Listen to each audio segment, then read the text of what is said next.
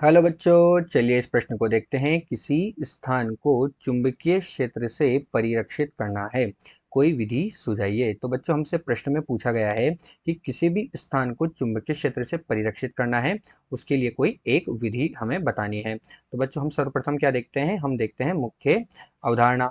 अब बच्चों, चुंबकीय क्षेत्र से परिरक्षित करने के लिए हम यहाँ पर क्या करेंगे बच्चों, किसका उपयोग करेंगे? चुंबकीय क्षेत्र के परिरक्षण प्रभाव का। किसका उपयोग करेंगे? चुंबकीय क्षेत्र का परिरक्षण प्रभाव। तो इसमें बच्चों हम क्या देखते हैं कि इसके लिए हम क्या करते हैं, इस स्थान को चुंबकीय क्षेत्र से परिरक्षित करने के लिए उसे नर्म लोहे का जो रिंग होता है, उस नर्म लोहे के रिंग से घेर देते हैं। तो बच्चों, चुंबकीय क्षेत्र का परिरक्षण प्रभाव क्या होगा? ये बच्चों हम एक रिंग का निर्माण कर रहे हैं, तो हमारे पास क्या हो गई? ये एक रिंग हो गई बच्चों। इस पर हमने क्या किया? चुंबकीय क्षेत्र को आरोपित किया।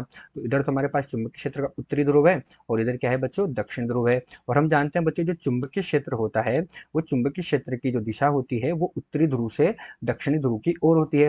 अर्थात यहाँ से क्या होगा बच्चों? चुंबकीय क्षेत्र रेखाएं निकलेगी। कुछ इस तरह से चुंबकीय क्षेत्र रेखाएं हमारे पास निकलेगी। तो बच्चों, अब ये जो चुंबकीय क्षेत्र रेखाएं निकलेगी, तो चुंबकीय क्षेत्र के परिरक्षण प्रभाव के अनुसार क्या होता है कि ये क्षेत्र रेखाएं जो होती है, ये रिंग के भीतर तो प्रवेश नहीं करेगी। अर्थात ये जो हमारे पास नर्म लोहे की रिंग है, इसके अंदर प्रवेश नहीं करेगी, लेकिन जो ये नर्म लोहा है इसके अंदर से गुजरेगी। अर्थात रिंग के भीतर तो नहीं जाएगी, लेकिन ये जो नर्म लोहा हमने बनाया है, नर्म लोहे से जो रिंग, इसके अंदर प्रवेश कर जाएगी। अर्थात किस तरह से प्रवेश करेगी बच्चों, हम चित्र में देखते हैं। तो ये कुछ इस तरह से यहाँ से हमारे पास चुंबकीय क्षेत्र रेखाएं जाएगी और ये चुंबकीय क्षेत्र रेखाएं बच्चों क्या करेगी? इसके अंदर प्रवेश कर जाएगी और इसके अंदर प्रवेश करते हुए उत्तर से दक्षिण की ओर आ जाएगी। अर्थात हम कुछ और रेखाएं बना लेते हैं। तो ये यहाँ से जाएगी और कुछ इस तरह से हमारे पास चुंबकीय क्षेत्र उत्तर से दक्षिण हो जाएगा। इसी प्रकार बच्चों यहाँ पर होगा, ये इसके भीतर नहीं जा रही है, तो ये इस तरह से निकलेगी और यहाँ पर भी बच्चों क्या होगा?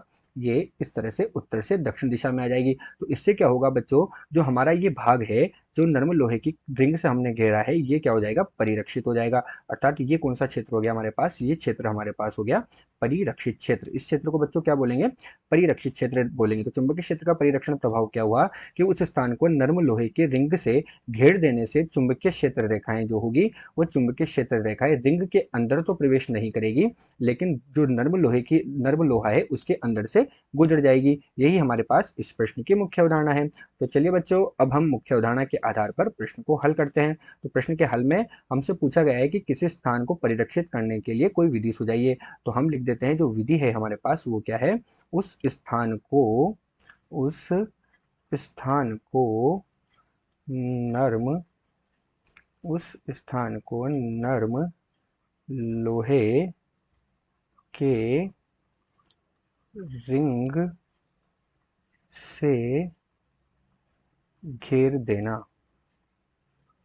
अतः दिया गया जो प्रश्न है, इस दिए गए प्रश्न में किसी स्थान को चुंबकीय क्षेत्र से परिरक्षित करने के लिए उस स्थान को नर्म लोहे के रिंग से घेर देना चाहिए। आशा करते हैं आपको प्रश्न समझ आया होगा। धन्यवाद।